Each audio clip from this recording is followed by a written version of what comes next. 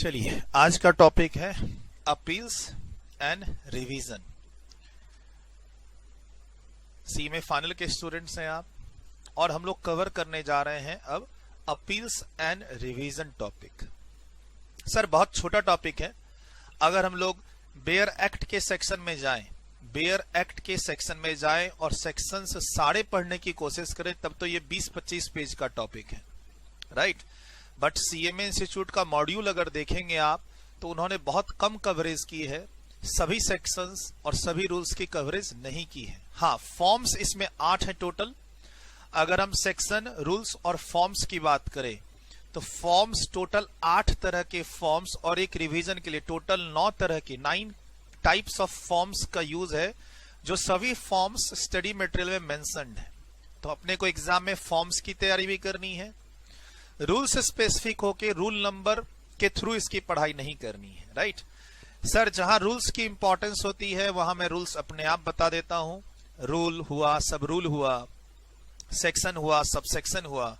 Sir जहां जिसकी importance है, जहां मुझे लगता है रेंज में सारे सेक्शंस की जरूरत है, मैं सारे सेक्शंस, सारे रूल्स और सारे फॉर्म्स बताता हूं।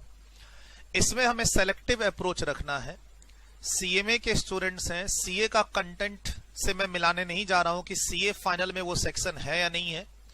और इस चैप्टर में अगर मैं प्रैक्टिकल एस्पेक्ट्स की बात करूं, तो एक दो जगह जो क्वेश्चन है वो कॉमन है, एक दो पैटर्न है वो कॉमन है। वही सीए के क्वेश्चन भी पूछे जा रहे हैं, वही क्वेश्चन सीएमए में भी पूछे जा रहे हैं। इस चैप्टर में बहुत सारे कॉन्सेप्ट्स हैं, लेकिन जब एग्जाम की बात आ रही है तो दो कॉन्सेप्ट ऐसे हैं जहां पर इंस्टीट्यूट बार बार क्वेश्चन रिपीट कर रही है, एक केस स्टडी फॉर्म में और एक प्रैक्टिकल क्वेश्चन फॉर्म में। और सीए इंस्टीट्यूट और सीएमए इंस्टीट्यूट के ऑलमोस्ट जो क्वेश्चन पूछने का लेवल है, लेवल मतलब जहां पर वो क्वेश्चन पूछ रहे हैं, दोनों सेम ही लेवल पर, सेम ही जगह पर जाके क्वेश्चन पूछ रहे हैं, राइट। तो हम लोग ना पूरा क्या कहते हो इसको, मतलब इसको दिल पे लेके नहीं पढ़ना है। सर हमें डिटेल्ड में पढ़ना है, अपील्स एंड रिवीजन्स को जो भी एक्ट में दे रखा है, सारे सेक्शन पढ़ने हैं, सारे रूल्स पढ़ने हैं, सारे फॉर्म्स पढ़ने हैं, एक एक चीज जानना है। सर मैं अपने क्लाइंट का अपील का केस हैंडल करना चाहता हूं। फाइनल लेवल पे आप हैं, लेकिन इतने इमोशंस के साथ इसको नहीं पढ़िएगा, ठीक है। हम लोग अपील और रिवीजन में जो 8-10 पेज के कंटेंट हैं, as per our institute, CMA institute के मॉड्यूल के अकॉर्डिंगली जो कंटेंट है, उसका मैं एक ओवरऑल समरी और ओवरव्यू दे देता हूं आपको, और उसके बाद फिर डिटेल्ड डिस्कशन करेंगे। सर सामने जो क्वेश्चन दिख रहा है ये थियोरेटिकली बहुत इंपॉर्टेंट है, definition of educating authority. Sir इसी के ऑर्डर, इसी के डिसीजन पे अपील होगा, इसी का पास किया हुआ जो ऑर्डर है, इसी का जो लिया हुआ डिसीजन है, उसके अगेंस्ट में अपील होगा, उसके अगेंस्ट में रिवीजन होगा। तो वो ऑफिसर कौन है जिसके ऑर्डर पे अपील होगा, जिसके ऑर्डर को रिवाइज किया जाएगा, उस ऑफिसर का डेफिनेशन। ऐसा ही सिमिलर डेफिनेशन कस्टम में भी है, और वहां भी जब मैं बच्चों को पढ़ाता हूं तो बोलता हूं एजुकेटिंग अथॉरिटी का डेफिनेशन एग्जाम के लिए प्रिपेयर रखना। वैसे ही यहां पर आपको ध्यान में रखना है, बट मैं इस नोट्स में उसके पहले इस चार्ट के थ्रू इसका रिवीजन कर ले, राइट। सर चार्ट के थ्रू रिवीजन करने में फायदा क्या होगा? रिवीजन मतलब ओवरव्यू जान ले। सर रिवीजन का मतलब होता है आप पढ़ चुके हैं तो रिवीजन नहीं, मैंने आपको पढ़ाना है, और पढ़ाने में अब क्या क्या पढ़ाना है, क्या क्या कंटेंट है हमारे 8-10 पेज में, इंस्टीट्यूट सवाल कहां कहां से पूछती है, वो इस डिस्कशन से क्लियर हो जाएगा। प्लस ऑब्जेक्टिव पैटर्न की तैयारी, जो इंस्टीट्यूट का ऑब्जेक्टिव पैटर्न के क्वेश्चन है, उसकी तैयारी पे आपको आइडिया लग जाएगा कि कौन कौन से सेक्शन, सब सेक्शन और फॉर्म्स की तैयारी हमें करनी है, कहां पर कितने दिन का मार्जिन है, नहीं है, ये सब का आइडिया यहां पर लग जाएगा, राइट। सीजीएसटी एक्ट 2017, राइट, इसके जो चैप्टर 18 है वो सेक्शन कैरी करता है 107 से 121 अपील्स एंड रिवीजन के लिए। ऑब्जेक्टिव पैटर्न के क्वेश्चन के लिए आपको चैप्टर और चैप्टर की रेंज और उससे कनेक्टेड रूल्स और रूल्स की रेंज ध्यान रखना है। आपके सामने एक समरी है यहाँ पे कि हम अपील्स एंड रिवीजन के लिए CGST act, appeals and revision के लिए सीजीएसटी एक्ट को रेफर कर रहे हैं, उसके चैप्टर 18 को। सेक्शन का रेंज है 107 से 121। सभी सेक्शंस और सभी रूल्स हमारे सिलेबस में नहीं हैं। सर रूल नंबर कहां से कहां तक?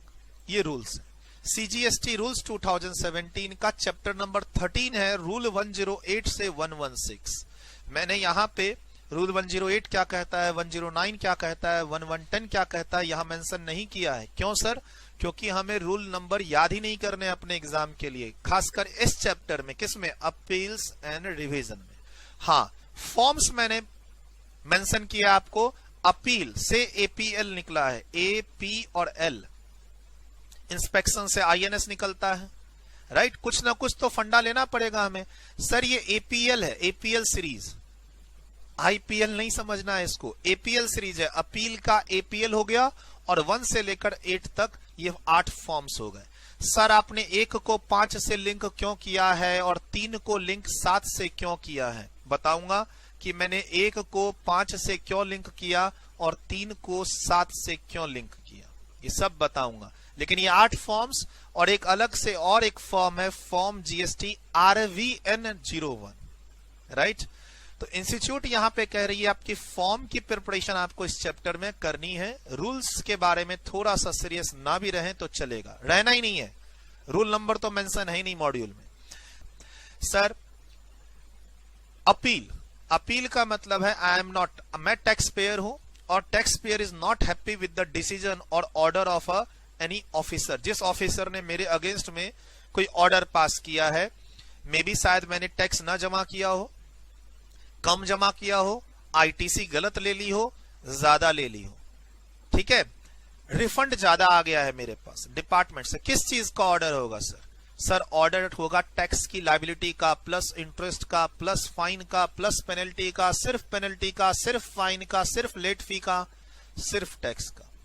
Tax, late fee, fine, penalty, any combination, कोई भी ऑर्डर पास हुआ होगा एडजुकेटिंग अथॉरिटी का, एडजुडिकेटिंग अथॉरिटी का ऑर्डर पास हुआ के अगेंस्ट में अपील होगा और रिवीजन होगा, ठीक है। सर वो ऑर्डर पेनल्टी का भी हो सकता है, वो ऑर्डर लेट फी का भी हो सकता है, वो order tax plus interest plus penalty का भी हो सकता है। मेनली ऐसे समझो, हमारे पास एक सेक्शन है, सेक्शन 73, जिसमें ऑफिसर ने, जीएसटी के जो ऑथराइज्ड ऑफिसर हैं, उन्होंने आपका ये ऑर्डर पास कर दिया है सेक्शन 73 में कि आपके आज से 6 महीने पहले जो कम टैक्स जमा हुए हैं वो टैक्स जमा करो, प्लस इंटरेस्ट जमा करो, प्लस पेनल्टी जमा करो। सपोज करो आपने कंपोजिशन स्कीम ले ली है जिसके लिए आप एलिजिबल नहीं थे, राइट। तो अब हम आपसे डिफरेंशियल टैक्स की रिकवरी करेंगे और उसका सेक्शन 73 है। 73 में नोटिस आती है, 73 में ऑर्डर पास होता है। फ्रॉड इन्वॉल्व हो तो सेक्शन चेंज हो जाता है 74। बहुत बार क्लास में सेक्शन 73 और 74 का रेफरेंस आया है। तो एक जीएसटी के ऑफिसर ने, सेंट्रल एक्ट लेवल पे हम लोग पढ़ रहे हैं, सीजीएसटी का ऑफिसर, सेंट्रल टैक्स का ऑफिसर ने एक ऑर्डर पास कर दिया है जिससे मैं खुश नहीं हूं। मैं कौन हूं? Tax payer, aggrieved person. मैं कौन हूं sir? Aggrieved person. I am not happy with that order. तो मैं अब अपील में जाऊंगा। जनरली फर्स्ट अपील जो होती है ना, जनरली जो फर्स्ट अपील होती है वो टैक्स पेयर करता है। लेकिन जीएसटी की जो ये फर्स्ट अपील है अपीलेट अथॉरिटी की, खास बात क्या है, इसमें अपील में डिपार्टमेंट भी जा सकता है, राइट। ध्यान से सुनिएगा। अभी मैंने कुछ आवर्स पहले कहिए या पिछले एक सेशन में कहिए, मैंने आपको क्या कराया? Authority for advance ruling. वहां भी वर्ड था अथॉरिटी। अच्छा, वहां भी एक वर्ड था अपीलेट अथॉरिटी, लेकिन वो अपीलेट अथॉरिटी किसकी थी? एडवांस रूलिंग की थी। यहां पर वर्ड है सिर्फ अपीलेट अथॉरिटी। ये नॉर्मल अपीलेट अथॉरिटी है, जनरली कमिश्नर अपील्स। जनरली कौन? Commissioner appeals. लेकिन जरूरी नहीं कि ये कमिश्नर अपील्स हो, ये ज्वाइंट कमिश्नर अपील्स भी हो सकता है, ये एडिशनल कमिश्नर अपील्स भी हो सकता है, डिपेंडिंग अपॉन जो ऑर्डर पास हुआ है, जिस ऑर्डर के अगेंस्ट में हम अपील में जा रहे हैं, वो ऑर्डर किस ऑफिसर ने पास किया है, उसके हिसाब से एए अपीलेट अथॉरिटी तय होती है। इनकम टैक्स में जब रहते हैं, डायरेक्ट टैक्स की क्लास में, तो अपीलेट अथॉरिटी कौन होती है? Commissioner of income tax appeals. यहां जरूरी नहीं है, यहां हम बोलेंगे क्या, अपीलेट अथॉरिटी के पास हम अपील करने जा रहे हैं। किसके ऑर्डर के अगेंस्ट में, एडजुडिकेटिंग ऑफिस अथॉरिटी के ऑर्डर के अगेंस्ट में, राइट। सर कौन सा सेक्शन है, 107, इसे हम फर्स्ट अपील कहेंगे। जनरली फर्स्ट अपील ना टैक्स पेयर की होती है, जनरली टैक्स पेयर की होती है फर्स्ट अपील।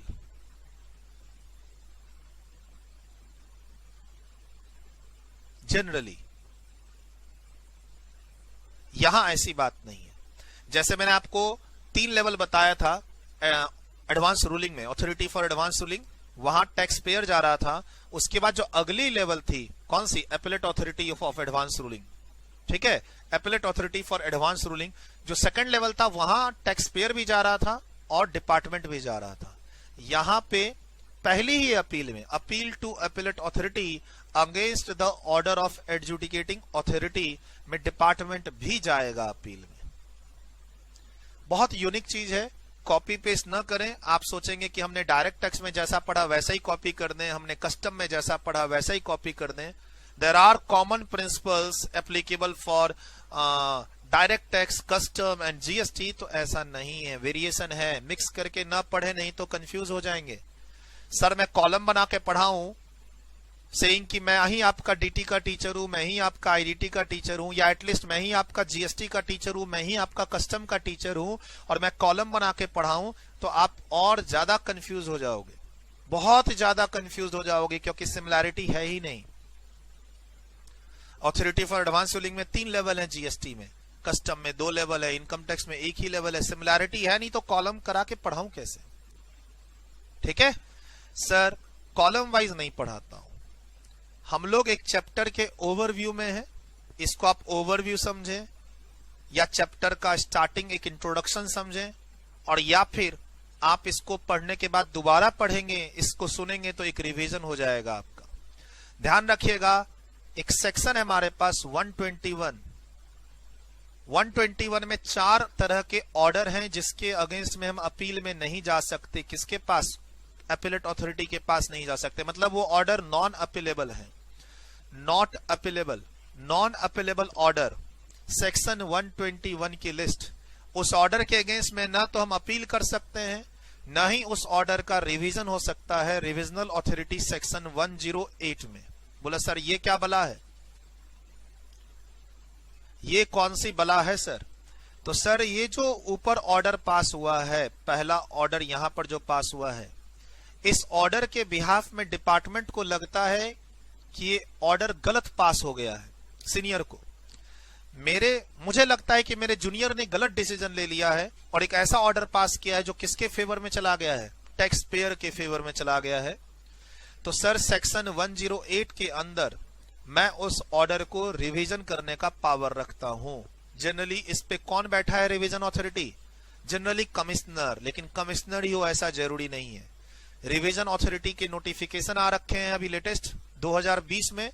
रिविजनल अथॉरिटी 108 में प्रिंसिपल कमिश्नर, कमिश्नर भी हो सकते हैं, और ज्वाइंट कमिश्नर, एडिशनल कमिश्नर भी हो सकते हैं। Revisional authority as per section 108 शुरू में जब आया था तो सिर्फ कमिश्नर हो सकता था। अब नोटिफिकेशन इशू हो रखा है कि यहां पर रिविजनल अथॉरिटी 108 में डिपेंडिंग अपॉन किसका ऑर्डर रिवाइज करना है, वो जूनियर कौन सा है, जूनियर 1 का ऑर्डर, जूनियर 2, ऐसे समझो। असिस्टेंट मैनेजर का ऑर्डर मैनेजर रिव्यू कर सकता है, और मैनेजर के ऑर्डर का रिव्यू जो है वो सीनियर मैनेजर कर सकता है। 3 लेवल। तो वो लेवल एक दिया हुआ, वहां पे किसके ऑर्डर को कौन रिवाइज कर सकता है। जनरली बच्चों के मन में क्या होता है, अच्छा revisional authority section 108 sir is talking about commissioner, but commissioner ही हो ऐसा जरूरी नहीं। बच्चों को लगता है अपीलेट अथॉरिटी में कौन है, कमिश्नर अपील्स, लेकिन हमेशा कमिश्नर अपील्स ही हो ऐसा जरूरी नहीं है। जीएसटी की क्लास है, जीएसटी की क्लास में अपीलेट अथॉरिटी कौन बनेगा ये नोटिफिकेशन दिया हुआ है। उसके अंदर कमिश्नर अपील के अलावा और भी अपील्स वाले लोग आ सकते हैं, like joint commissioner appeals, additional commissioner appeals भी अपीलेट अथॉरिटी बन सकता है। कौन से सेक्शन का? 107 का। सर लेकिन 121 में कुछ ऑर्डर्स की लिस्ट है जिस ऑर्डर के अगेंस्ट में ना तो अपील में जा सकते हैं और न ही रिवीजन कर सकते हैं। यानी ये ऑर्डर एक बार पास हो गए, once passed it is final. ये जो ऑर्डर है once passed it is final. Sir final के बाद ना एक तरीका होता है रिट पिटीशन फाइल करने का हाई कोर्ट में, वो एक अलग मैटर है। वो तो आप किसी भी ऑर्डर के अगेंस्ट में, किसी भी प्रोविजन के अगेंस्ट में रिट पिटीशन हाई कोर्ट में फाइल कर सकते हैं, हम उसमें नहीं जाते हैं। सेक्शन वाइज अगर हम देखें तो ये कुछ ऑर्डर ऐसे हैं जिसके अगेंस्ट में अपील में हम नहीं जा सकते। तो अगर मैं नोट्स पे आऊं, नोट्स पे जब हम लोग आएंगे आगे, तो एडजुडिकेटिंग ऑथोरिटी का जो डेफिनेशन है ये बहुत इंपॉर्टेंट है एग्जाम के लिए, सब्जेक्टिव पैटर्न के लिए, और या फिर इसके ऑब्जेक्टिव पैटर्न भी आते हैं। ऑप्शन दे दिया जाएगा 4 और बोला जाएगा इसमें कौन कौन एडजुडिकेटिंग ऑथोरिटी नहीं है या है। सर क्या यहां से ऑब्जेक्टिव पैटर्न के क्वेश्चन आ सकते हैं? यस, ऑब्जेक्टिव भी आ सकता है और सब्जेक्टिव तो 5 मार्क्स तक चला जाता है। उसके बाद यही सामने में सेक्शन 121 की लिस्ट दे रखी है। 4 तरह के ऑर्डर हैं, 4 तरह के ऑर्डर हैं। देखिए ये कितना फेमस है। सीएमए फाइनल आईडीटी एमटीपी में अडॉप्टेड है जून 18 के एग्जाम्स के लिए, जून 19 के एग्जाम्स के लिए। पूछा अभी तक नहीं है, पूछा किसने है? पूछा तो सीए वाले ने भी नहीं है। सीए फाइनल आरटीपी में ये अडॉप्टेड क्वेश्चन है। अब जब पूछ दे सर आप अपने एग्जाम के लिए इसकी भी तैयारी करेंगे, यानी फर्स्ट पेज ऑफ नोट्स पर जब हम लोग आएंगे तो ये डेफिनेशन आपको एग्जाम के लिए तैयार करना होगा, पढ़ना होगा। ये 4 ऑर्डर जिसके अगेंस्ट में न तो अपील हो सकती है और न ही इस ऑर्डर का 108 में रिवीजन हो सकता है। राइट सर, उसके अलावा फिर हम लोग यहां पर चार्ट में आते हैं तो आप अब समझ पा रहे होंगे। एक ऑर्डर है बेसिक ऑर्डर जिसके अगेंस्ट में हम अपील में जा सकते हैं और जिसके अगेंस्ट में डिपार्टमेंट के ही सीनियर लोग अपने जूनियर के ऑर्डर को रिवाइज कर सकते हैं। Revisionary power is subject to appeal. जो अपील में चला गया वो उसका रिवीजन नहीं हो सकता। ये जो रिविजनरी पावर है 108 का, that is subject to appeal. जो ऑर्डर, जो मैटर अपील में चला गया या जा सकता है उसका रिवीजन रोकना पड़ेगा, या जो अपील में जा चुका, अपील में डिसाइड हो चुका, उसका रिवीजन नहीं हो पाएगा। तो जब हम लोग सेक्शन 108 में आएंगे, यहां पर पार्टीशन कर दिया मैंने।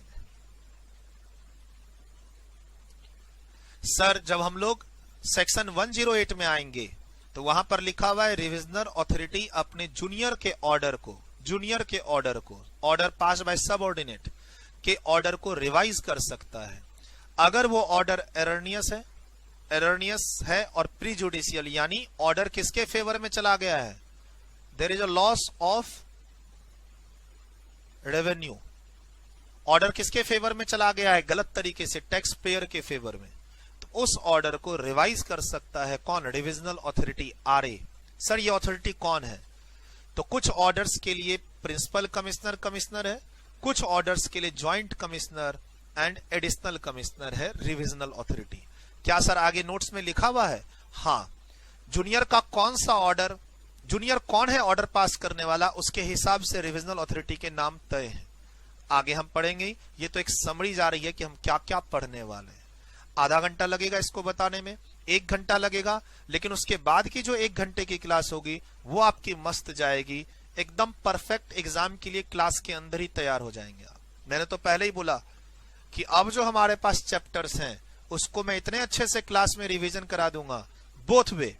आप सब्जेक्टिव क्वेश्चन की भी तैयारी कर सकते हो, ऑब्जेक्टिव क्वेश्चन की भी तैयारी कर सकते हो। क्लास में इस तरीके से बार बार बताऊंगा कि आपको रिवीजन का टाइम बहुत कम लगे।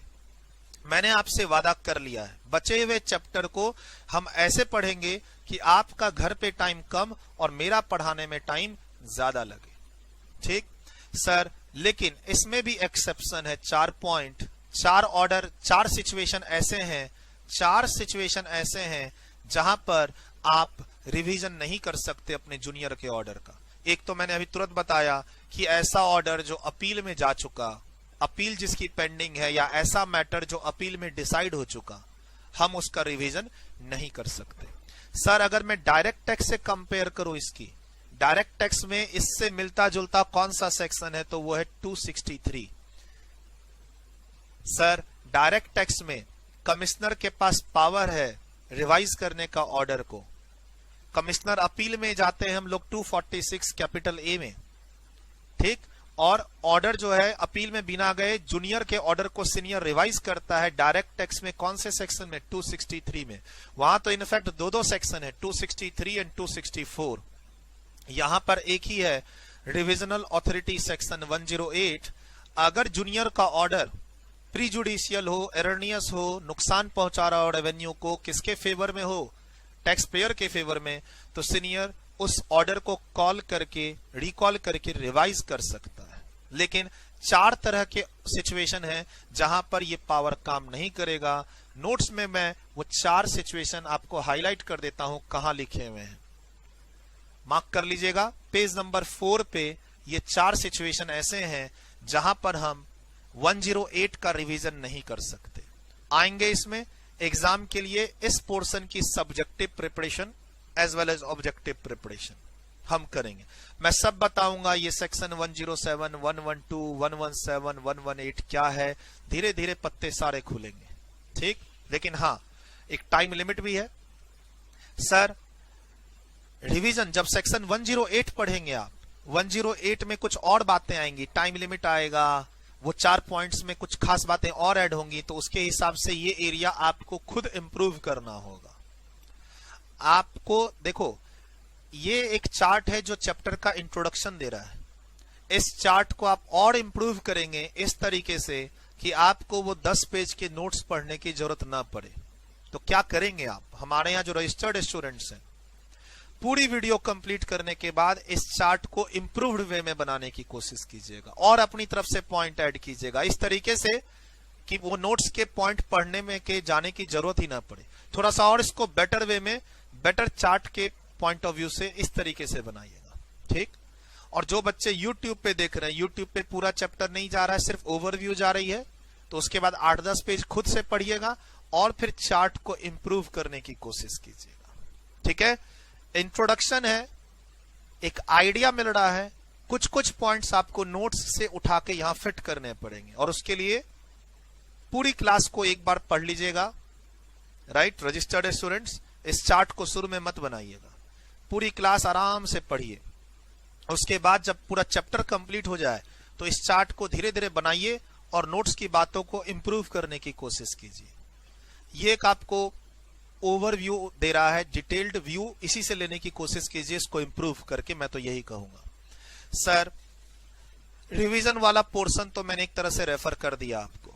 अच्छा, जब कोई अथॉरिटी, जब कोई ये रिविजनल अथॉरिटी जब आपका मैटर पिक करेगी, आपका मैटर पिक करेगी और आपके पास की ऑर्डर, आप टैक्स पेयर हो, आपका ऑर्डर ऑलरेडी पास हो चुका है, लेकिन अब उस ऑर्डर को मैं पिक करूंगा और रिवाइज करूंगा, तो क्या सकता है फाइनली आपकी टैक्स लायबिलिटी बढ़ेगी, आपका टैक्स इंटरेस्ट पेनल्टी ये सब बढ़ेगा ही बढ़ेगा। तो आपको पता कैसे चलेगा? मैं आपको अपॉर्चुनिटी भी तो दूंगा कि आओ अपने केस को प्रेजेंट करो, हम तुम्हारे प्रीवियस ऑर्डर को रिवाइज कर रहे हैं। टैक्स पेयर, मैं अपने जूनियर के ऑर्डर को रिवाइज करूंगा, किसके फायदे के लिए? टैक्स पेयर के फायदे के लिए नहीं, डिपार्टमेंट के फायदे के लिए। डिपार्टमेंट को और टैक्स और इंटरेस्ट आएगा। तो सर ये तो आपके पॉइंट ऑफ व्यू से तो गलत हो गया, तो आपको अपॉर्चुनिटी कैसे मिलेगी? तो सर ये जो रिविजनल अथॉरिटी है ये नोटिस पास करेगी, ये वाली फॉर्म जीएसटी रिवीजन का RVN 01, ये नोटिस पास करके मैं आपको अपॉर्चुनिटी दूंगा कि ऐसे ऐसे मैं आपके जो पास्ट ऑर्डर है पास किए हुए उसको मैं रिवाइज कर रहा हूं। टाइम की लिमिट है, वहां पर हम पढ़ेंगे 108 के अंदर 1 साल और 3 साल की टाइम की लिमिट है, जो यहां नोट्स में मैंने मेंशन नहीं किया है। लेकिन आपको पता कैसे चलेगा कि हमने आपकी लायबिलिटी बढ़ाई है? तो आपको नोटिस आएगी। नोटिस आने के बाद जो मैं ऑर्डर पास करूंगा, ऑब्वियसली उसमें आपकी टैक्स बढ़ेगी, इंटरेस्ट बढ़ेगी और पेनल्टी बढ़ेगी, तो मैं ये समरी ऑर्डर पास करूंगा। ऑर्डर पास करने के बाद मैं तो पहले अपना ऑर्डर पास करूंगा लिखित में, ऑर्डर पास करने के बाद समरी लगाऊंगा, मैं उसमें लिखूंगा कि भाई इस फॉर्म में APL 04 में मैं लिखूंगा कि आपके लिए हमने ऑर्डर पास किया 108 का, उसके हिसाब से आपका इतना टैक्स एक्स्ट्रा, इतना इंटरेस्ट इतना और पेनल्टी इतना बन रहा है। सर ये APL 04 जो है समरी ऑफ डिमांड, ये अभी हर जगह काम आएगा, कॉमन है ये। जो भी ऑफिसर ऑर्डर पास करेगा, जो भी ऑफिसर ऑर्डर पास करेगा, ऑर्डर की समरी एपीएल 4 में बना के पार्टी को देगा, जिसको देख के पार्टी टैक्स जमा करे या ऊपर फिर अपील में जाए। ठीक है सर। तो सर आपका ऑर्डर का रिवीजन हो चुका? नहीं सर, रिवीजन नहीं, अपील की बात करते हैं। तो आइए अपील की बात करते हैं। Sir appeal to appellate authority AA, generally commissioner appeal होता है, हो सकता है ये कोई दूसरा ऑफिसर भी हो, like joint commissioner appeal, additional commissioner appeal, depending upon किसके ऑर्डर के अगेंस्ट में अपील हो रही है। अपील का सेक्शन है 107। ठीक सर, ये अपील कौन करता है? टैक्स पेयर, जिसके अगेंस्ट में ऑर्डर पास हुआ है। हम और आप रजिस्टर्ड पर्सन, हमारे और आपकी तो टैक्स और इंटरेस्ट और पेनल्टी की लायबिलिटी है। जीएसटी के ऑफिसर ने हमारे ऊपर ऑर्डर पास कर दिया सेक्शन 73 का से, टैक्स जमा करो, इंटरेस्ट जमा करो, पेनल्टी जमा करो। 5 लाख रुपए का ऑर्डर पास कर दिया। 5 लाख में से हम 5 लाख रुपए के लिए खुश नहीं है। सर ये पूरे रुपए के अगेंस्ट में मैं अपील में जाना चाहता हूं, आ जाओ। सर अपील में आप एप्लीकेशन फाइल करेंगे, आप अपने सपोर्टिंग ऑर्डर, जिस ऑर्डर के अगेंस्ट में आप अपील में जा रहे हैं, अपने सपोर्टिंग डॉक्यूमेंट सबमिट करेंगे। डिपार्टमेंट से एक्नॉलेजमेंट आएगी कि आपकी अपील हमने एक्सेप्ट कर ली, राइट? ठीक है। लेकिन अपील में जाने से पहले आपको यह देखना होगा कि जिस ऑर्डर के अगेंस्ट में आप अपील में जा रहे हैं उसके 3 महीने के अंदर अंदर आप अपील कर रहे हैं या नहीं कर रहे हैं। अगर डिले है तो 1 मंथ का डिले चलेगा। डिले है तो कितने दिन का डिले? 1 मंथ का डिले चलेगा। सर आप अपील में आएंगे, कौन? टैक्स पेयर अपील में आएगा। लेकिन टैक्स पेयर जब अपील में आएगा तो एक सेक्शन है 107 सब सेक्शन, अच्छा सेक्शन 107 ही एक ही सेक्शन है जिसके अंदर सारी बातें हो रही हैं। इसी के अंदर आप अपील करेंगे, इसी के अंदर डिपार्टमेंट अपील में आएगा, इसी के अंदर प्रोसीड्योर है, इसी के अंदर अब अपीलेट अथॉरिटी ऑर्डर पास करेगी।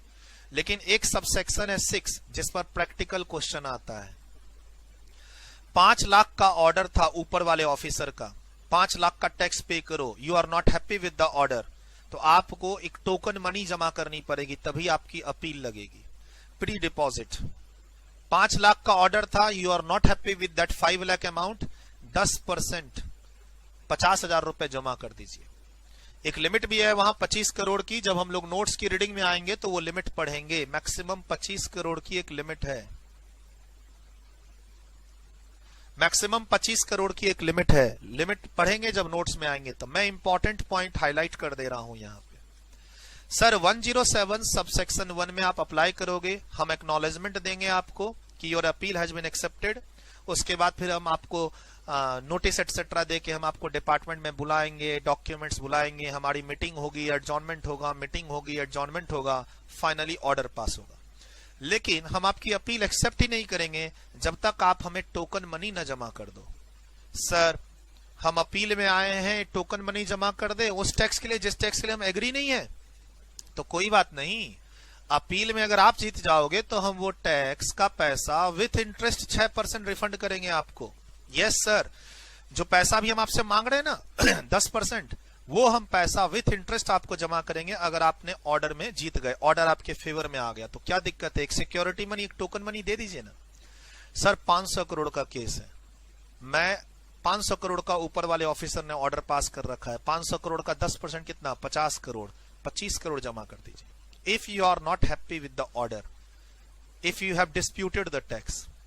बोला नहीं सर, अगर मैं 5 लाख में से 3 लाख का डिस्प्यूट करना चाहता हूं और 2 लाख एक्सेप्ट करना चाहता हूं, अब अपील में जाना चाहता हूं, तो जितना पोर्शन एक्सेप्ट कर लियो 2 लाख वो पूरा जमा करो, उसका इंटरेस्ट जमा करो, उसका पेनल्टी जमा करो। जितना तुम एक्सेप्ट कर चुके हो वो पूरा जमा करो, और जितना तुम एक्सेप्ट नहीं कर रहे हो अपना टैक्स ऊपर के ऑर्डर के हिसाब से, उसका 10% तुम टोकन मनी जमा कर दो। जब तक 107 सबसेक्शन 6 में पैसा तुम्हारा जमा नहीं होगा तब तक तुम्हारी एप्लीकेशन नहीं लगेगी, एप्लीकेशन नहीं लगेगी अपीलेट अथॉरिटी के पास। और यहां सीएमए इंस्टीट्यूट ने अपने मॉड्यूल में गलत एक जगह प्रैक्टिकल लिखा हुआ है। सीएमए देखो, लॉ कहता है एप्लीकेशन ही नहीं लगेगी, सीएमए इंस्टीट्यूट कहता है कि एप्लीकेशन तो लग जाएगी, आपकी जो मीटिंग होनी है ना, हियरिंग, वो नहीं होगी। थोड़ा सा इंस्टीट्यूट से यहां गलती है। मैं प्रैक्टिकल क्वेश्चन जो इंस्टीट्यूट का गलत वाला है उसी को मैंने अपने मॉड्यूल में रखा है, मतलब इंस्टीट्यूट का मॉड्यूल में गलत आंसर है एज पर मी, तो मैंने भी अपने मॉड्यूल में वो गलत ही आंसर लिखा है। वो मैं बता दूंगा क्या गलत है, लेकिन हाँ, एक प्री डिपॉजिट है 107 सबसेक्शन 6 की, जो अगर लॉ पढ़ोगे तो वहां लिखा है एप्लीकेशन लगाते समय इस पैसे को जमा करना है।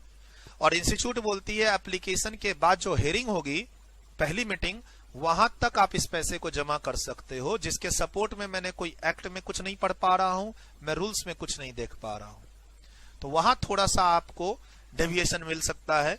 अगर आप बोलेंगे सर हमारे ऑफिस में तो ऐसा हमें पढ़ाया गया है, बताया गया, हम ऑफिस में अपने क्लाइंट के लिए तो पैसा पहले जमा कर देते हैं, तो अब क्या करें? इंस्टीट्यूट का क्वेश्चन है, इंस्टीट्यूट का आंसर है। इंस्टीट्यूट जब जब क्वेश्चन को आरटीपी एमटीपी में देती है वो अपने हिसाब से देती है और उसका लीगल सपोर्ट नहीं है। इंस्टीट्यूट को मेल लिखो, लेटर लिखो, आप एज ए स्टूडेंट सेक्शन का वास्ता दो, क्वेश्चन का स्कैन करो, पेज वेज और ईमेल लिखो कि सर क्या सही आपका मॉड्यूल में ये बात दी हुई है और इस बात के सपोर्ट में कोई एक्ट और रूल्स में कोई बात नहीं लिखी हुई है।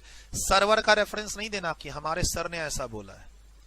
आप और इंस्टीट्यूट और आप सामने में एक्ट और लॉ को रखो और मॉड्यूल को रखो और तब क्वेश्चन पूछो, टीचरों को मेंशन मत करो। हम तो इसलिए बता रहे हैं कि कहीं आप ऑफिस में काम कर रहे हो तो हमारे और आपकी बात कन्फ्लिक्ट ना हो जाए। मैं इंस्टीट्यूट के मॉड्यूल के अकॉर्डिंग पढ़ा रहा हूं जिससे आपको मार्क्स मिलेंगे, और वो गलत कहां है वो बताना जरूरी है, और वो भी मेरा पर्सनल व्यू है।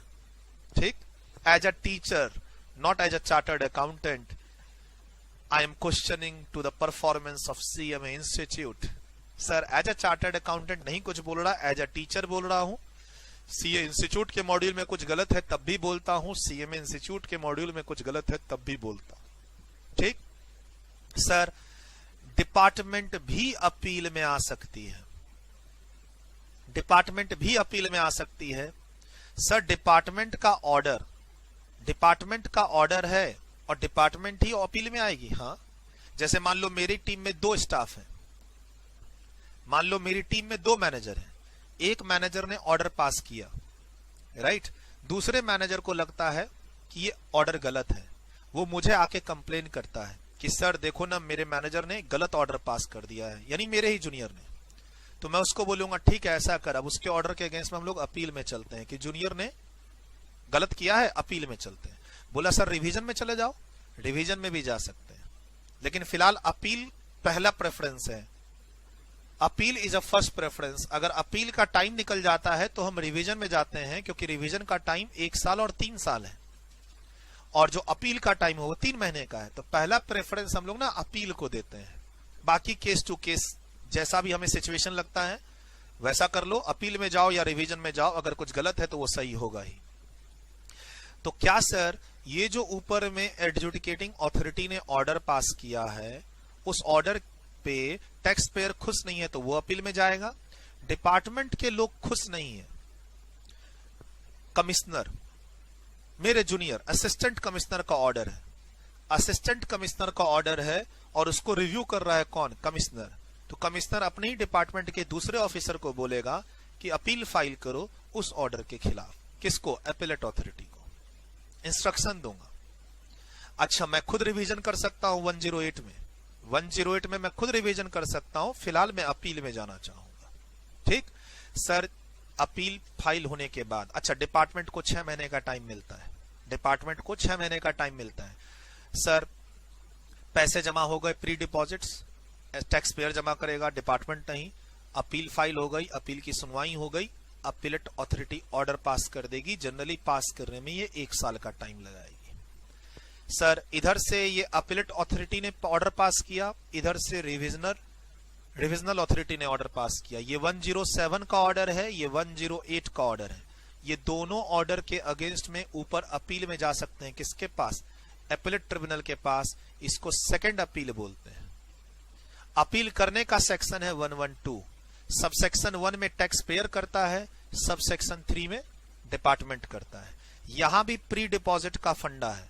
पहले वाला डिपॉजिट किए हो वो रहने दो, केस हार गए हो, आगे अपील में जाना चाहते हो तो 20% यहां भी आप प्री डिपॉजिट करोगे, प्लस एक्स्ट्रा 10 + 10 नहीं, 10 + 20। और यहां की मैक्सिमम लिमिट है 50 करोड़ की, नोट्स में आगे पढ़ेंगे।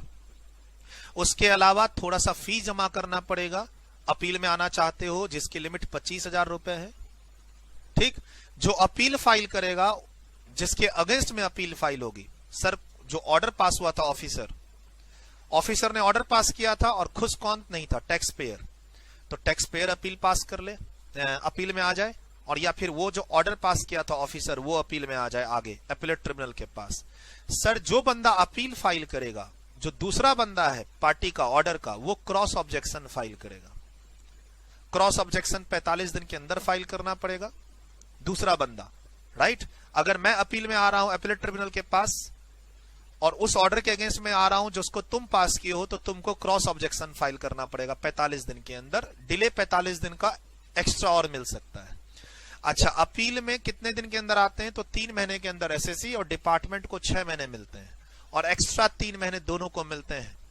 डिपार्टमेंट को 6 महीने, टैक्स पेयर को 3 महीने, और एक्स्ट्रा 3 महीने और मिलते हैं। ऊपर में कितना था? 3+1 एसएससी को, और डिपार्टमेंट को 6 महीने। डिपार्टमेंट को वहां +1 मंथ का ऑप्शन नहीं था, लेकिन नीचे में वहां पर +1 मंथ का देख लेंगे ऑप्शन है या नहीं है, शायद मिल जाना चाहिए +1 का। और नीचे में 3 महीने का एक्स्ट्रा डिले का ऑप्शन मिल सकता है। तो सर जब नोट्स की रीडिंग करेंगे तो इन बातों को और क्लैरिटी थोड़ा डिटेल्ड में जाके पढ़ेंगे, राइट? अभी तो एक समरी में दे रहा हूं।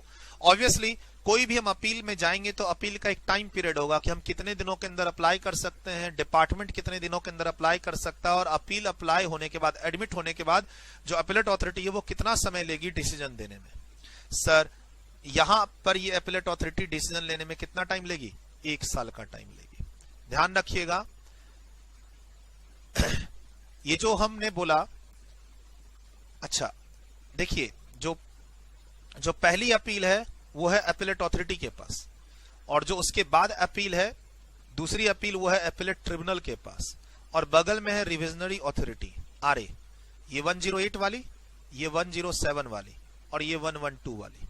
ये जो फॉर्म नंबर 1 है, ये फॉर्म नंबर 1 जब हम अपीलेट अथॉरिटी को, ध्यान से सुनिएगा, पहली अपील में जब डिपार्टमेंट को टैक्स पेयर अपील कर रहा है, टैक्स पेयर ऑर्डर जो पास हुआ है ऊपर, उसके अगेंस्ट में अगर टैक्स पेयर अपील करे तो वो 01 है, अपीलेट अथॉरिटी 107। ठीक है, पहली अपील, पहला एप्लीकेशन 01। जब हम अपील करेंगे तो एक्नॉलेजमेंट मिलेगा, your appeal has been admitted, acknowledgement मिलेगा, वो हो गया 02। डिपार्टमेंट अपील करेगी 03। उसके बाद finally appellate authority order pass करेगी और एक समरी ऑफ डिमांड निकलेगा कि अपीलेट अथॉरिटी ने तुम्हारा केस फाइनल कर दिया, ये टैक्स, ये इंटरेस्ट, ये पेनल्टी पे करो, वो फिर से 04 है। समरी ऑफ डिमांड मतलब अपीलेट अथॉरिटी ने जो ऑर्डर पास किया उसके हिसाब से मेरा डिमांड बढ़ा, सेम रहा, क्या हुआ, घटा, बढ़ा, सेम रहा, कुछ भी हो सकता है। अपीलेट अथॉरिटी जो डिसीजन लेगी, मेरा डिमांड घट भी सकता है, सेम भी रह सकता है, बढ़ भी सकता है। उसके बाद जो अगली अपील है, कौन सी?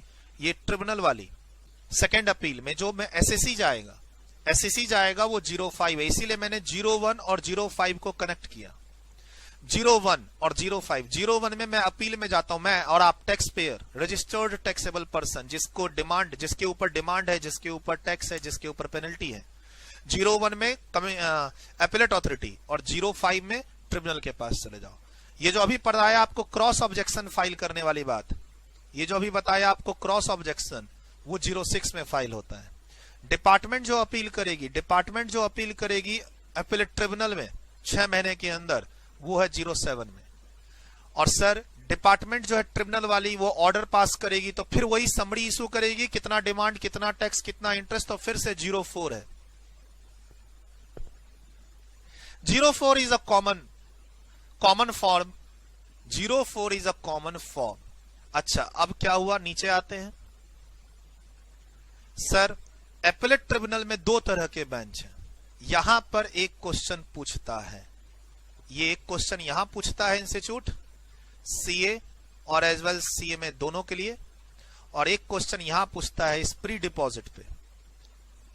ये जो प्री डिपॉजिट है उस पे क्वेश्चन पूछता है, चाहे वो 106 वाला हो या फिर नीचे कौन सा ट्रिब्यूनल वाला हो 1128। यहां पे एक प्रैक्टिकल क्वेश्चन पूछता है सीए और सीएम इंस्टीट्यूट। एक प्रैक्टिकल क्वेश्चन यहां कि आप अपील में जा रहे हैं तो आपको कितना रुपया एज अ सिक्योरिटी जमा करना होगा प्री डिपॉजिट। हार गए तो टैक्स पूरा जमा कीजिए बैलेंस, और जीत गए तो रिफंड ले लीजिए 6% इंटरेस्ट के साथ। और आगे ट्रिब्यूनल में अपील में जा रहे हैं तो और पैसा जमा कीजिए, लेकिन पैसा पहले वाला 25 करोड़ से ज्यादा नहीं होगा, दूसरा वाला 50 करोड़ से ज्यादा नहीं होगा। अभी क्वेश्चन भी करेंगे हम लोग, क्वेश्चन भी करेंगे।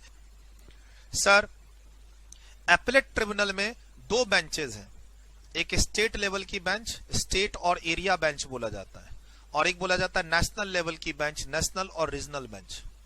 अगर डिस्प्यूट प्लेस ऑफ सप्लाई से रिलेटेड है, ध्यान रखिएगा, एपेलेट अथॉरिटी से मैं अपील में आ रहा हूं किसके पास? एपेलेट ट्रिब्यूनल के पास। अगर मैटर किसका है? प्लेस ऑफ सप्लाई से रिलेटेड है, तो वो कौन सुनेगा? National bench. एपेलेट ट्रिब्यूनल के दो बेंच हैं, नेशनल और स्टेट। अगर मैटर प्लेस ऑफ सप्लाई से रिलेटेड है तो नेशनल बेंच सुनेगा, नेशनल बेंच ऑर्डर पास करेगा, उसके अगेंस्ट में अगली अपील सीधा सुप्रीम कोर्ट को होगी, हाई कोर्ट रास्ते में नहीं आएगा। और अगर जो मैटर है other than place of supply, उसको एपेलेट ट्रिब्यूनल की स्टेट बेंच सुनेगी, जिसके अगेंस्ट में ऑर्डर आने के बाद अपील में हाई कोर्ट में जाएंगे और हाई कोर्ट से सुप्रीम कोर्ट में जाएंगे। तो यहां पर एक क्वेश्चन है हमारे पास कि सर प्लेस ऑफ सप्लाई का ऑर्डर पास हुआ है ट्रिब्यूनल में और अपील में जाना चाहता हूं, हाई कोर्ट के थ्रू जाना चाहता हूं, क्या यह सही प्रोसेस है या गलत है? तो सर वही है कि ऊपर से जो हमारा मैटर 107 से निकला है, कहां पर आया है? 112 में। तो यहां पर जो मैटर हमने अपील किया एपेलेट ट्रिब्यूनल में, वहां पर दो बेंच हैं। कौन सी बेंच सुनेगी उस मैटर को? दो बेंच हैं।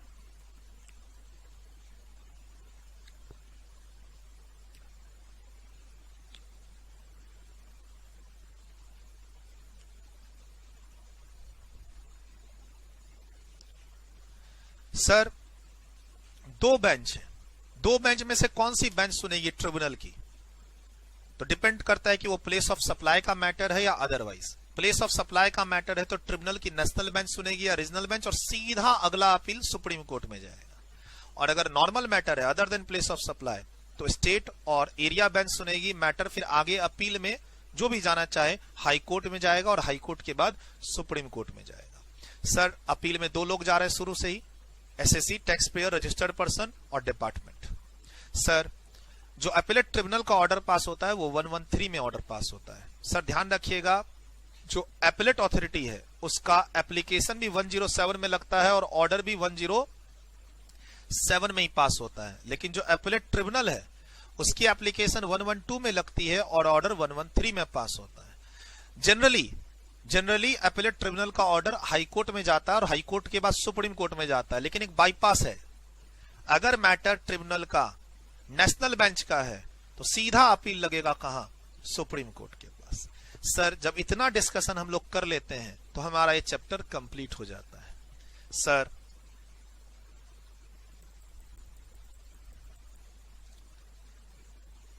जो एक बेसिक ऑर्डर है जिसके अगेंस्ट में हम लोग अपील में जा रहे हैं, वो बेसिक ऑर्डर कौन पास कर सकता है? Adjudicating authority. सर ये लोग नहीं होंगे वो ऑर्डर।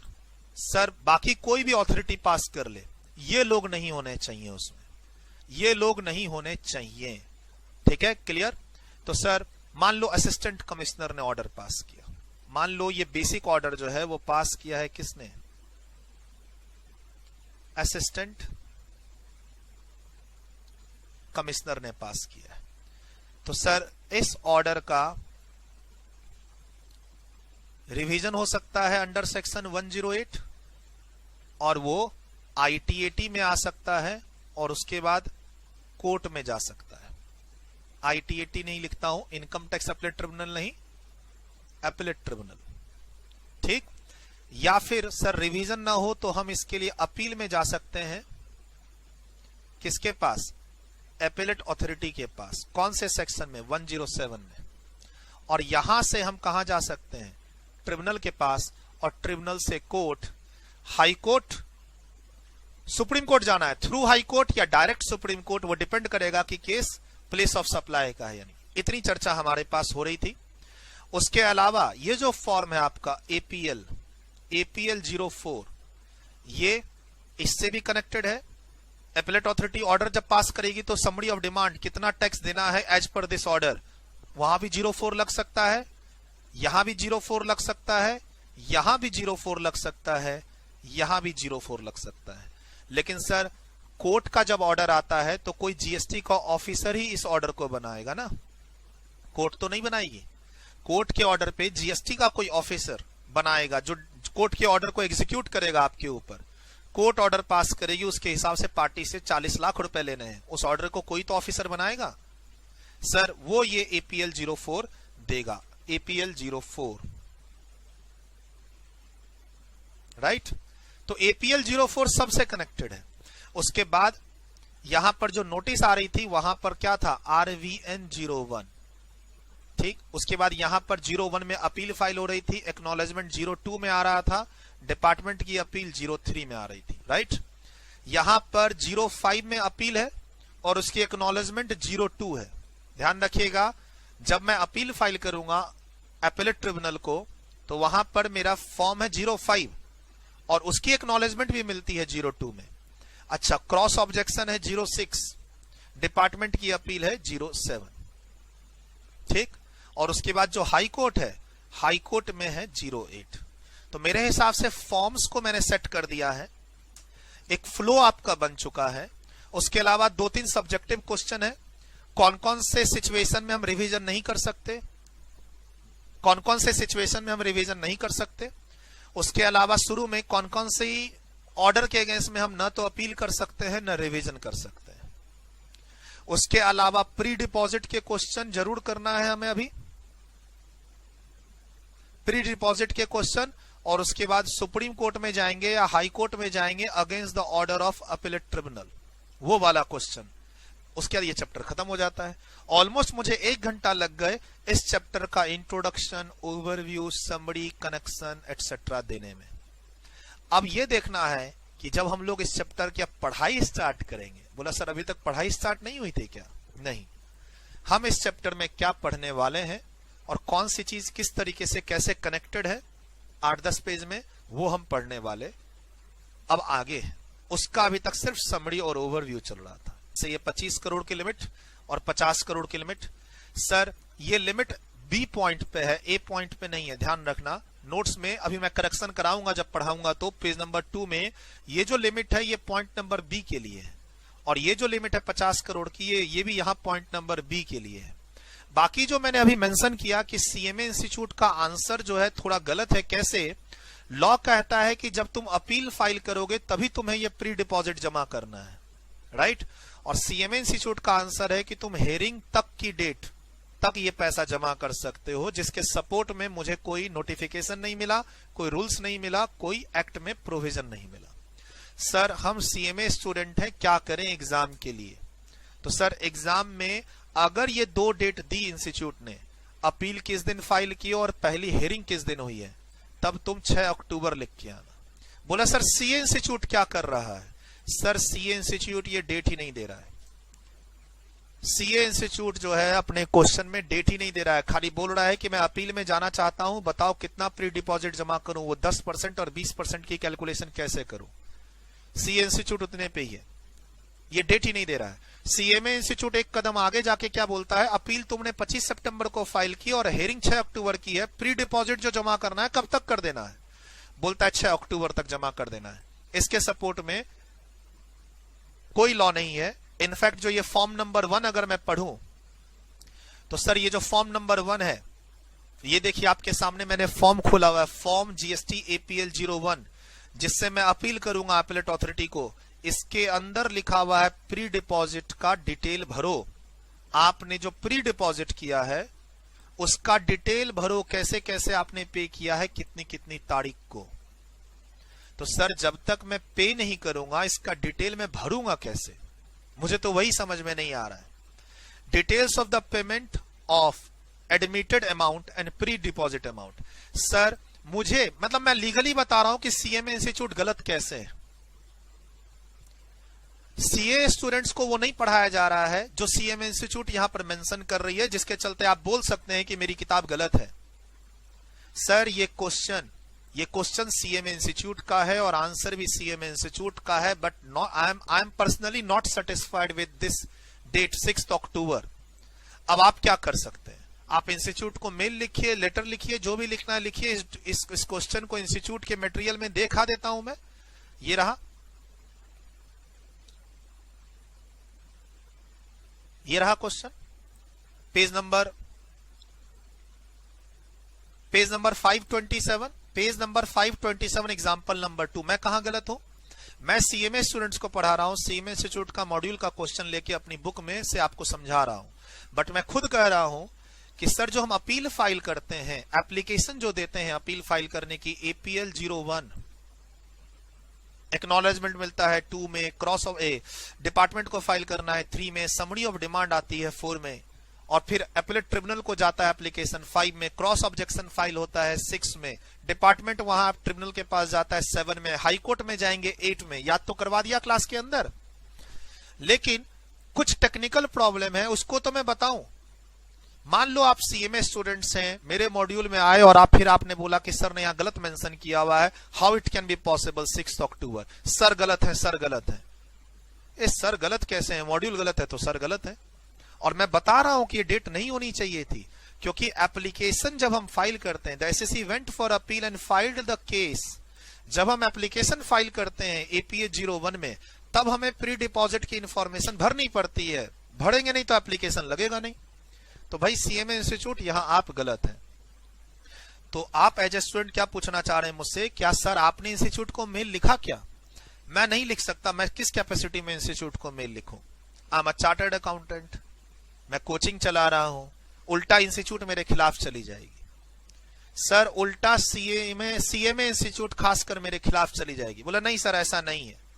तो सर मुझे तो लगता है मेरे खिलाफ चली जाएगी इंस्टीट्यूट, मैं सीए हूं, सीएमए नहीं। और हो सकता है स्टूडेंट्स भी मेरे खिलाफ चले जाएं कि सर आप हमारे इंस्टीट्यूट के बारे में भला बुरा कह रहे हो।